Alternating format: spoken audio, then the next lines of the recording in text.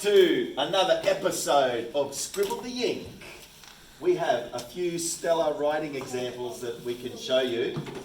So let's do that right now. Flames. I mean, it was so bad I wanted to burn this example, but it wouldn't go off the screen. Let's have a read. Dumplings, stir fry, fish eggs, rice. Every bite she took, she guiltily added another pound to her already overwhelmingly overweight physique. Lucy Lou's writing about me, I think. A sin that would take months of cardio to revert. Spotting a steaming bowl of seafood soup within arm's reach, Sincere spun, lovely, excellent name. Sincere spun the glass server violently, scooped up a spoonful of shrimp, and quickly sipped the hot broth, ignorant of the disapproving eyes of her mother-in-law. A lazy woman and as blind as a bat, she took no notice of the eerie stone-grey eyes of the server as she glumly handed the guests a plate of fortune cookies, a bland delicacy no one but Sincere would have the appetite for. Wow. Lucy, I cannot wait to see where this story is going. So, in the flashback next is where you get to explain the problem. So I cannot wait for next week's homework. That's brilliant. You know, if Lucy were to submit that to a grade 12 teacher, it would be stunning. She would score very, very well, even at a grade 12. What grade are you in? 9? Yeah, genius writing. And you know what? Using the structure, she's followed it perfectly. It just works brilliantly. Seriously. That is fantastic writing. Okay, moving on. I don't know whose this one was. Maybe put up your hand if it's yours. Chemicals, safety goggles, knife, flask. Every science object she dropped in, she remembered each and every one of the items she needed for her master plan. Faking to study her book, Mary released a few more dead animal body parts, distracted the rude teacher, and made sure that the classroom door was wide open. An intelligent girl and dominating to everybody, she cackled over yesterday's events that led Lammy to be locked up by Principal Bennett in the unpleasant sports shed with its broken net basketball hoops, chewed up cricket bats, and broken rake ends.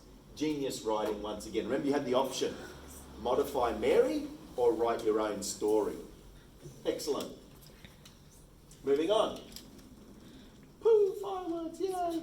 The girl cried for help, and all sounds, the sirens screeching, the lifeguard's voice, suddenly ceased as a huge wave crashed overhead. That's excellent. That's a lot of thinking that's gone into that. The boy desperately gasped for air, and all sounds, the revving of the jet ski, the lifeguard's microphone, suddenly ceased as a large fin swept across his legs. Genius writing once again. And finally, one more example. It was deathly quiet as he held his fishing rod over the water, waiting for a fish to bite. Exasperated, he walked over the large deck of the boat, leaving his rod in its holder on the edge of the boat. Repetition. It took an eternity for a creature to take the bait, but just before he turned on the motor to leave, he noticed a huge shadow circling his hook. Excellent writing. Love it. I've got to admit, I celebrate when I see these examples in homework. I celebrate when I see good writing in your workbooks, because where you have come from in your writing ability to where each and every one of you are today, even if you've been with us just for a few weeks, it is an outstanding and significant difference, and we love it. The tragedy for me is to consider where all of you would be without Scribble Ink. You would be with all the other year 11s and 12s in your future, writing with the same mistakes that they're doing right now. They're using lots of small words, dropping the quality of their work. They're doing repetition, dropping the quality of their work. They're using grade 1 verbs, dropping the quality of their work. No professional sentences whatsoever. Again, dropping the quality of their work. No phrase injectors, dropping the quality of their work. And yet you guys You guys have these secrets, these keys to amazing writing. And honestly, I just feel thrilled and excited and probably touched would be a good word to see the progress that you're making. It is outstanding. It really is. And it's like those moments. Who's done our workshop the one day? Who did the big one day Saturday? Probably most of you. To see, remember you did the beach paragraph? Yeah. The first thing, we did the 6 hours and then you do the beach paragraph. You go, oh my gosh, I can't believe how bad my writing was. Yeah. I like that. We love that moment. And it's the same in here. You guys just keep getting better and better and better.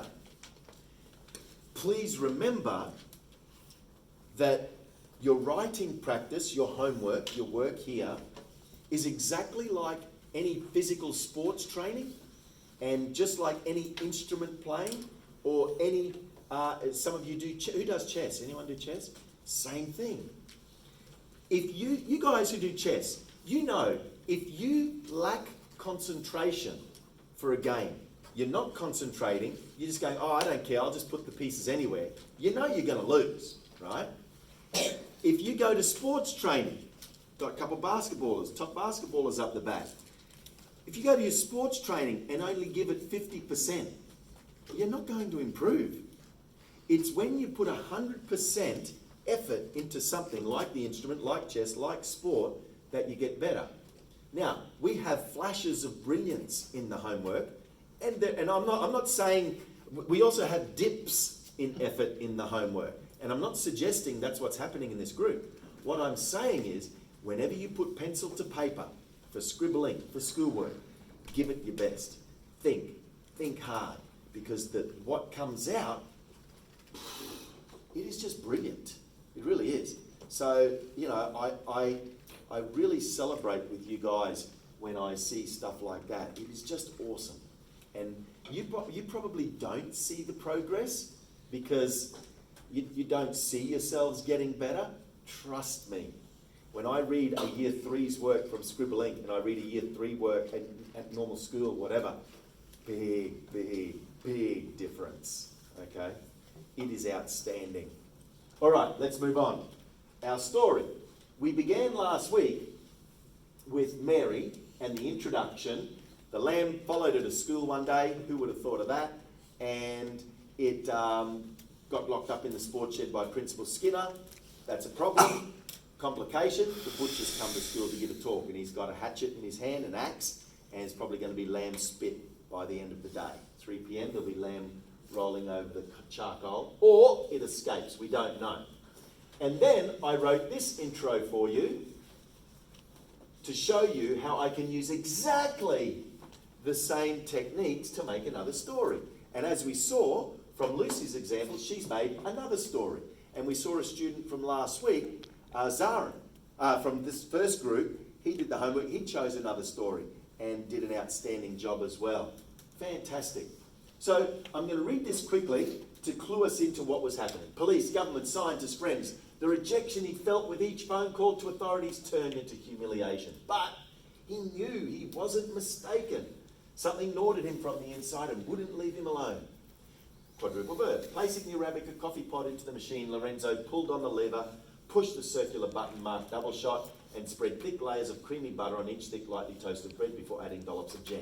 Strawberry had been his favourite for more than 60 years. A loving grandfather and passionate myrmecologist, he cursed the politicians for ignoring his warnings. The 5.2 million residents of California were in danger.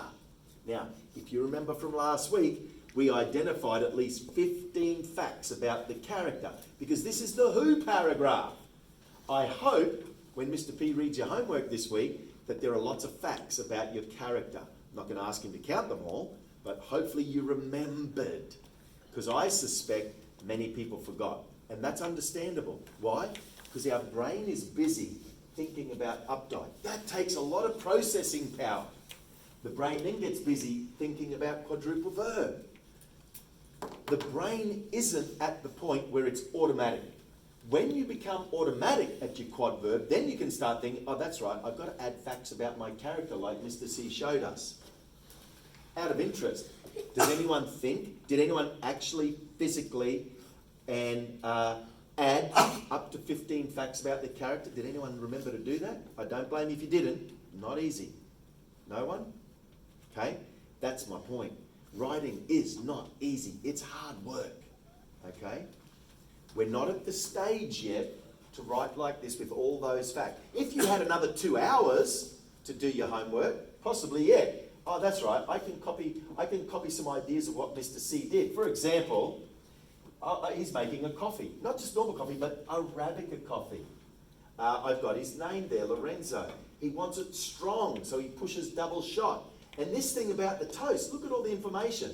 Likes butter, the creamy kind, but thick layers. Doesn't really care about his expanding girth.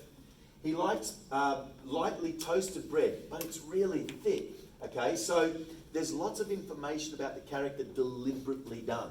And that's where we're leading you. Making a quadruple verb, you guys can do it easy now. But can you add facts about the character in a who paragraph? That's the next level. You'll get there. You will get there. Just takes more thinking. All right, let's move on to our flashback. I've introduced the problem down here, up here. He's made some phone calls. They humiliated him. What? Reader's got to be going, wonder what that's about. What about these? What's going on with these phone calls? Down here, 5 million residents are in danger. Oh, the reader's going, something's definitely brewing. I wonder what's going on. Well, the next paragraph better tell them. Otherwise, I think we're leaving the reader too long before they find out the problem. We need to establish it early. So 2 hints, now comes the problem in the flashback. 4 memories, M-dash descriptor, injected verb. Here we go. Memories of the phone calls. Remember, I suggested the phone calls. Now I'm filling in the details. Memories of the phone calls this past fortnight, we're flashing back 2 weeks, continued to aggravate or irritate, annoy him.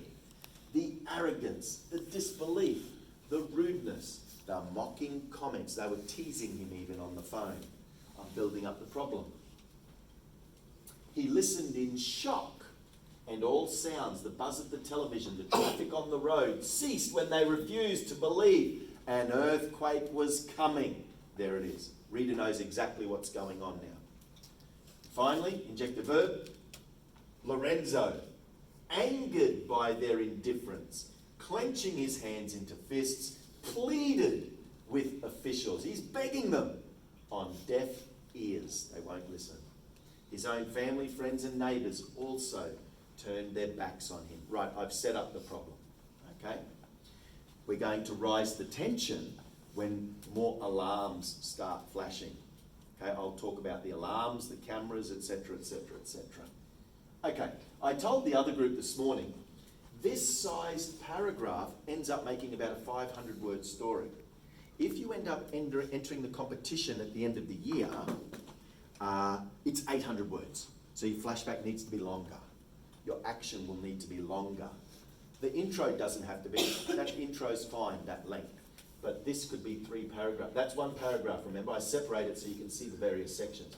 That might be 1 paragraph, then another in the flashback, then another in the flashback, okay? Just so you're aware. All right, on your tables, there are some sheets. We need to get this copied down. So you've got 2 examples on your homework sheet this week. Mary, Lorenzo, and your own. So take one, pass it on. If you haven't got the sheets, raise your hand. Okay, they'll be coming around. I want these separated, boys. Okay, so each one's separated. And I think people watching the video, you screenshot this and screenshot that. Your job is to write your own flashback paragraph, either based on Mary, just change the details, or if you've started your own story, then you've already got your own intro, you're now doing your own flashback. Good luck.